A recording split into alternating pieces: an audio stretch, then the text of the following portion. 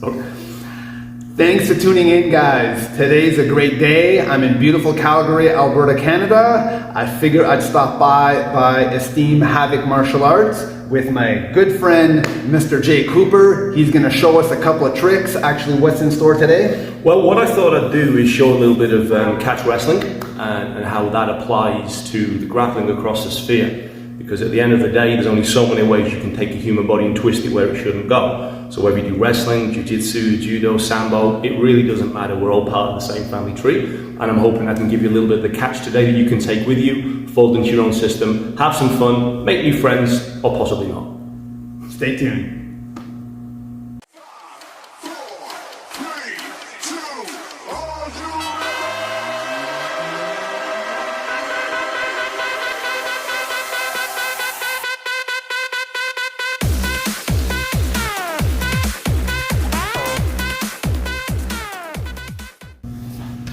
Okay, so the more observant amongst you may have noticed that I already have Steve down here in wrestling terms, the referee position. In jiu-jitsu, it can be the turtle, or for whatever you want to call it. So basically, he's got into that defensive posture. Could be from a takedown, could be from a scramble. There's a number of ways we attack this in whatever system it is, and everyone has their different paradigms. That's what defines where the technique's going to go. In jiu-jitsu terms, if I'm putting a lot of pressure on Steve here, he could roll over and pull guard, and that's a natural thing to do. It's a solid thing to do. In wrestling terms, it's not so good because he's putting his shoulders flat to the mat, which represents a pinfall. Catch wrestling coming from wrestling, that's actually why we don't want to be doing that as a rule within the system. But that doesn't mean we neglect that idea of the guard. So the first thing I'm going to do is apply some pressure.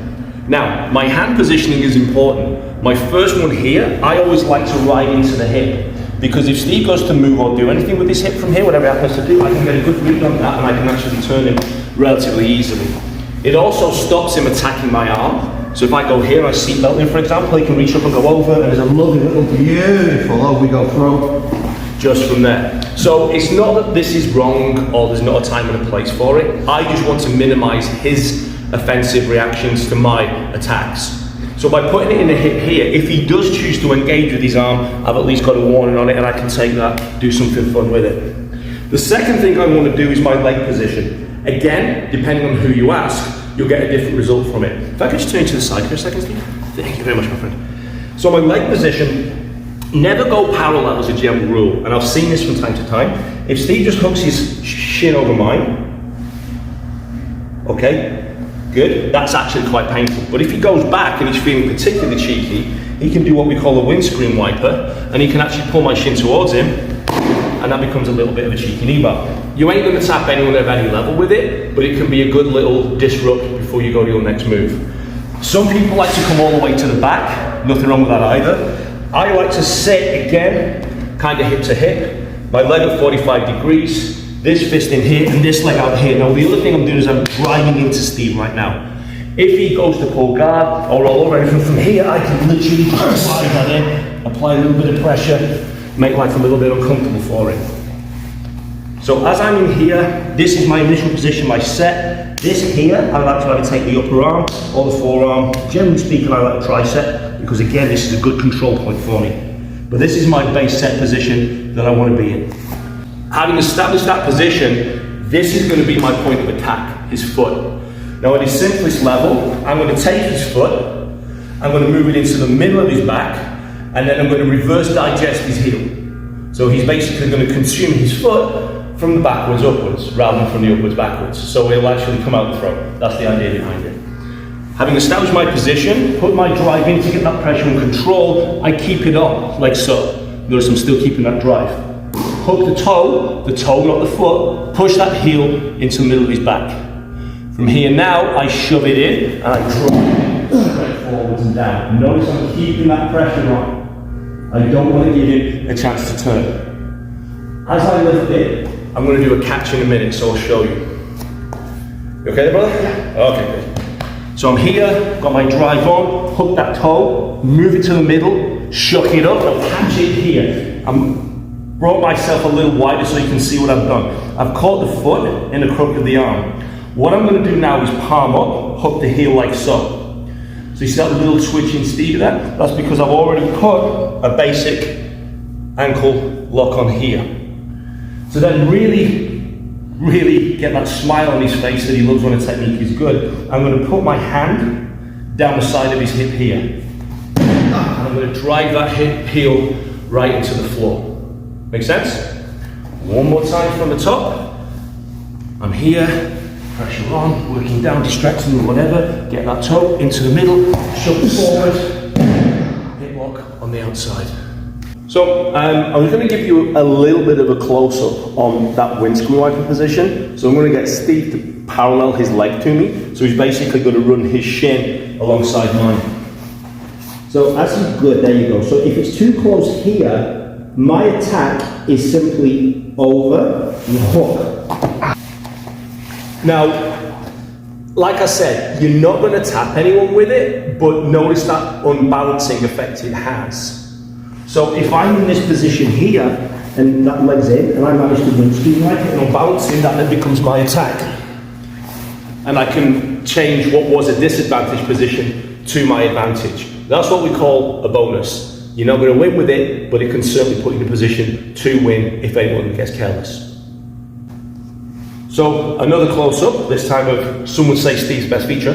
We're going to take this heel, move it to the middle and insert it. Now, in purely conceptual terms, the closer I can align it with his spine, the better. What I don't want to do is start trying to move him from here because he's got good stability and base here.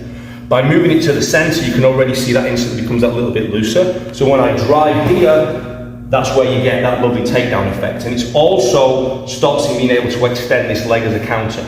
If I hold this leg here, he can stand it out. That's very, very easy for him to do. If I do it there, not so easy, because again, you kind of turned it and flexed it against itself. So that's why that central lining piece becomes so important. The finish from here, I'm going to open this up so you can see it.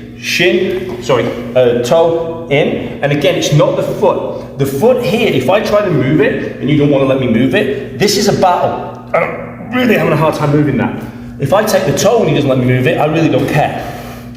Because this is a very easy handle to actually use it from. This goes in, shoves, and I catch it here. From here now, very gently, there's a hip lock. And the more I lean in, the flatter I make my body down the side, the better it goes. So if you hit this move on some of the more flexible, bendier opponents in the jiu-jitsu world, typically the younger fellas, once you've got this move in here and I move it up and I catch, when I go for that lock, if this isn't working for me as a pain hold, and you'll know pretty quickly, the position itself is still a control point. So Steve tries to move from there? No. Okay. So what you do is you'll step, hook it, and I'll go gentle, you'll crook it here, and this allows me to then ladder up and go for something else, whatever that happens to be. So it's not just a finish. It's not like, you know, you go for Jujikatami and then you miss it and you're kind of stuck there, you have to then unfold. I miss it, okay, I go to something else, or I just let it go and do something else. That's the beauty of a lot of the positions. They have what we call cascade failures. Doesn't work here, go to the next point on the ladder. So I've got my partner down here. I'm going to go for that same toe hold, and let's assume he's savvy, he's tuned in, or he's a world-class grappler like Steve, and he recognizes, like, you're not having my leg, I don't want you to have my leg, nor shall you have my leg. So as I got my set, doing all the stuff I'm doing from here, as I get it, his natural defense, beautiful, is to extend that leg away. Now, there are other things he can do, roll, pull, guard. This is a natural one, and it breaks the hold, basically. If he goes to something else, and I've still got that, it's something I can control and use. If he can break this hold, it's an advantage to him because I now have to go for something else. So I'm in here, I reach back, I get that toe, he kicks it. Now, all I'm going to do now is just tap on the inside. So you see that little grab and pin on the ankle? Just there? It's a cheeky tap. That's all it is, all right? He's getting ready. I'm going to be as gentle as I can. This is one you use on people you really, really like, or you really, really don't like. If you don't know them very well, don't use this. Okay, so once I've got him down here with that turn, my knee goes up here. Now, knee, ankle, shin, middle bit. Put the knee there. Eesh. Already you can feel him going. Grab that toe again, lift it up. So you're literally leveraging it up like so. If my knee is here, I'm lifting it and I'm pinning it down with my knee. Awful lot of pain, tremendously uncomfortable, instant, lot of squealing, okay? If you've got someone with really high pain tolerance, they will still feel this, okay? Where the calf goes and the shin goes, there's a little nerve cluster just in there. So you already see that little thing, and that's just with a finger. When I'm dropping my 220-ish pounds up in there, that gets a much more serious effect. So we'll have a look at that from another angle, so you get another idea of the positioning. So I've got him here, got him down, grab that toe, he kicks out, tap on the inside, this is open to me, move it on in, lift it on up. And be very nice to your training partner because they're probably going to do it back to you in about 10 seconds. So, we've now gone a little jiu-jitsu-y, we're leaving wrestling behind. In wrestling terms, if I have him like this, ta-da, hey, I win, go home. But in submission, grappling, jiu-jitsu, MMA, whatever you want to call it, this is now where I'm going to start to plug the catch into the jiu-jitsu or the jiu-jitsu into the catch, depending which way you want to look at it. I'm going to do a very simple guard pass. It's one I usually use. I call it the disco pass. This has probably got 1,000,001 names elsewhere else. So first things first, I'm going to put my shin here, just to narrow that base, gently rest, and all I'm going to do is do a disco down to kick, bang, just there. And that opens it to the side, my weight is dropped down. Notice this shin instantly pronates. Now from here, in jiu-jitsu terms, obviously I'll be looking at baseball passing or helicopter passing. In wrestling terms, once I've opened, this is going to become an attack point for me. Because even if he tries to pull guard from there and put me back in, he's disinclined to do so, and obviously straight away, there's that shin attack coming back on. If I've opened here, I can slide through, of course, and hit that all the way through to something else. It's a question of which one you prefer. Personally, I like to bring the outside in, because if I'm here and I lose my balance, at least I've still based. If I bring this one in and I miss it, or he's super quick, I've given up my back. And it's really tactically a less desirable option for me. But if you can make that work, I'm not here to tell you otherwise. Take your knee, put it there, lift it up, and now you have catch jitsu or ju-catch, whichever way you want to look at it. Good. So, we thought we'd let Steve get a measure of revenge over here, which is, I think, that what's good for the goose is good for the gander. Yeah. So he's going to open me up and he's going to make me do the funny happy tappy dance. You want to have a look? Oh, you see, I'm so used to it. I know. The ankle lock. That still works. Right? That still works. Still works. But if you put the knee on it, there she goes.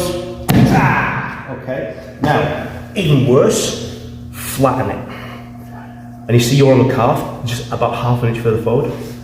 There. Right there. Okay. Go. Fuck. She's already. Yeah, I know what you're doing. So yeah, my intuition to get this going is to just go over top and get the ankle lock, but I gotta get the nasty. Gotta get the nasty in me and work that. That's sweet. You nailed it. So there you have it, folks. That was a game changer for me. I got some different adjustments to make. I like your different perspective on how catch wrestling can apply with Brazilian Jiu-Jitsu, especially grabbing a hold of the toe versus the instep or the ankle. That was a big angle and leverage adjuster for me. So, but for you guys that do not know, Mr. J. Cooper has a underrated YouTube channel that everyone should subscribe to. And it is Havoc Martial Arts. I'll leave a description below. So I want to thank you very much for being a part of gracing my YouTube channel with your presence. Is there anything you want to add to all this? Well, firstly, the honour is all mine, and I've been a massive fan of yours way back in the day, and then obviously you started liking my stuff too, so it's like, you know, and a friendship was born therein. So yeah, please join me on those channels. If you're interested as well, I have a Facebook page, Aftermath, the fight after the fight, which isn't concerned with styles, it's concerned with the legal, ethical, and moral implications of our arts within self-defense context. and I do some work on there called reality checks. I do in partnership with the Budo brothers, and I put one of those videos out once a week. I'm also on Instagram at HavocHound and Twitter at AfterMathematic. So please feel free to like, share, and follow me on those. And yeah, share Steve's stuff. It's right up there as some of the top tier BJJ instructionals out there. You give so much away for free, my friend. The honour is all mine to be able to just give a little bit of polish on some of the stuff that I do as well. And it's not better, it's just different. And the way that Jiu-Jitsu learns from catch can learn just as much from Jiu-Jitsu. So when we all come together, we all get better, and we go beyond that, and we just get to become better martial artists and better people as a result. So with all that said, as always, we will be looking forward to seeing you guys on the mat soon. All of it. Oh.